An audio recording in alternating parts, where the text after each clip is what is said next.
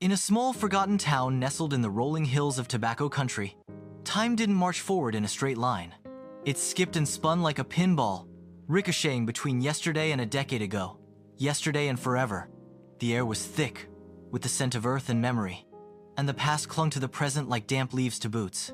It was here, in this place where history refused to settle, that Ruth Young arrived, a stranger driven by a need to uncover the truth about her mother, Gail, a woman she had never known but whose absence shaped her life. Ruth was 22, with sharp eyes and a quiet determination that belied her youth. Raised by her grandmother in Asheville, she had grown up believing herself an orphan of circumstance, her parents lost to some vague tragedy. It wasn't until her grandmother's death a month earlier that Ruth discovered the truth, hidden in a bundle of letters tucked inside a tin box. The letters were from Gail, her real mother, written in a hurried, looping scrawl. They spoke of love, regret, and a desperate choice to leave Ruth behind after her birth. "I couldn't keep you safe," one letter read, "but I'll always carry you in me." Alongside the letters was a photograph of Gail Young, wild and beautiful, her eyes gleaming with a mix of defiance and sorrow. The letters led Ruth to this town, a place where Gail had lived and died. The story was a local legend, whispered in diners and barbershops. 10 years ago, Uriah Taylor, Gail's husband, had killed her in a fit of rage and then turned the gun on himself. Their bodies were found days later in their farmhouse, wrapped in a blood-soaked sheet. The town had mourned, then moved on. But Ruth couldn't. She needed to know why Gail had run from her, why she had stayed with a man capable of such violence, and what had driven her to that final, fatal moment. Her search began at the sheriff's office, a squat brick building with peeling paint and a tired air. The sheriff, a grizzled man named Lynn, was nearing retirement, his desk cluttered with papers and a photo of his wife.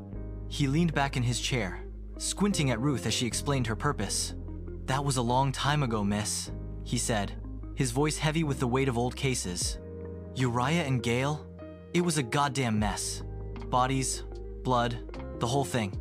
I didn't know Gail too well, but Uriah seemed decent, not till he wasn't." Ruth pressed him for details, but Lynn's answers were vague, his memory dulled by years and whiskey. "Why'd he do it?" she asked, her voice steady but insistent. The sheriff shrugged. "Who knows? Jealousy, maybe? Gail was young, pretty. Uriah had his sister in the next county. She's still there, far as I know. You could try her. Or maybe Miller Lee. He worked on their farm back then. Lives downtown now, fixes things. Bit of a recluse, though. Miller Lee." The name stuck with Ruth, a thread to pull in the tangled web of her mother's past. She thanked the sheriff and left, her boots crunching on the gravel lot as she headed toward the address he'd given her. The town was quiet, its streets lined with faded storefronts and houses sagging under the weight of time. Downtown was little more than a single block, and Miller's place was easy to find, a narrow building with a cluttered workshop on the ground floor, its windows smeared with dust. Ruth knocked, her heart pounding. The door creaked open, revealing a man in his late 30s, his face weathered but not unkind. His eyes, a deep hazel, flickered with wariness as he took her in. "You Miller Lee?" she asked. He nodded, stepping aside to let her in. The workshop smelled of oil and sawdust, shelves lined with broken clocks, radios, and furniture in various states of repair. A single goldfish swam in a bowl on a cluttered table, its movements slow and deliberate. "I'm Ruth Young," she said, her voice steady despite the knot in her stomach. "I'm looking for answers about Gail. She worked on the Taylor farm. I think you knew her." Miller's face tightened, his hands pausing over a half-assembled chair. "That was a long time ago," he said, his voice low. "Sheriff told you all there is to know." But Ruth wasn't deterred. She sat across from him, her eyes searching his. "I just want to know what she was like," she said softly. "She was my mother." The word hung between them, heavy and raw. Miller's gaze dropped to the floor, and for a moment, Ruth thought he might ask her to leave. Instead, he sighed, his shoulders slumping as if the weight of memory had pressed him down. "She was real," he said finally, his voice barely above a whisper. "Gail was wild, but kind. Too pretty for her own good, maybe. She didn't belong here, not with him." Ruth leaned forward, hungry for more, but Miller shook his head. "I can't help you much. It's been too long." He stood, signaling the conversation was over, but Ruth left her number, hoping he'd change his mind. Over the next few days, Ruth pieced together more of the town's history. She visited Uriah's sister, a stern woman named Martha, who lived in a tidy house in the next county. Martha's eyes softened when she spoke of her brother, insisting he wasn't capable of the violence he'd been accused of. Uriah was a farm boy, not a genius, but not cruel, she said, handing Ruth a small velvet pouch. Inside was a ring Gail's father's wedding band, a simple gold circle Gail had cherished after his death when she was 10.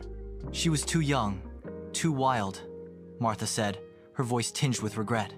Uriah loved her, but she was hard to keep. Martha's words clashed with the sheriff's account, and Ruth felt the truth slipping further away. She returned to Miller, finding him in his workshop, his hands busy with a carved wooden table for a wealthy family's plantation.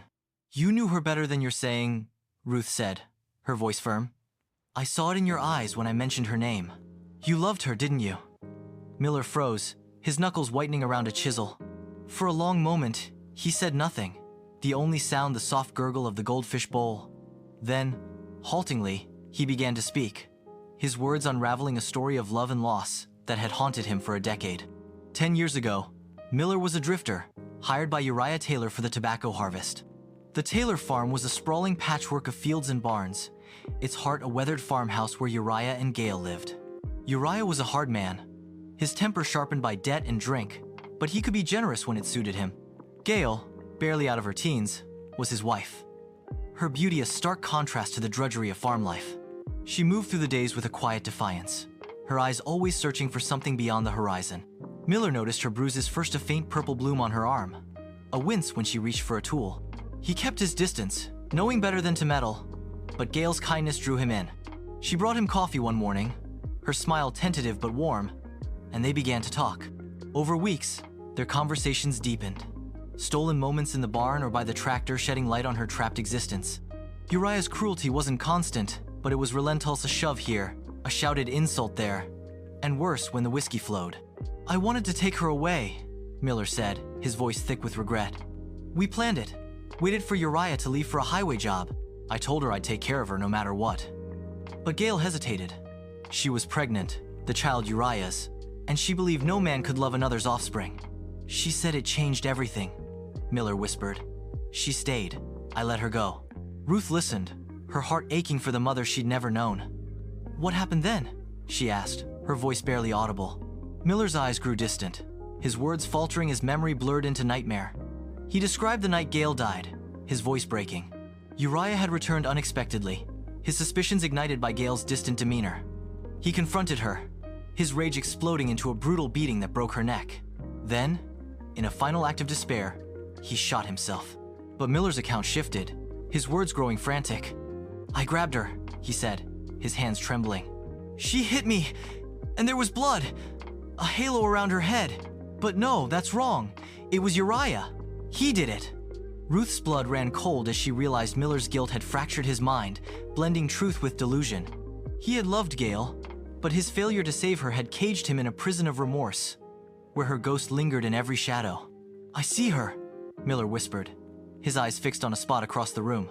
"She's right there, staring at me. I wasn't man enough to save her."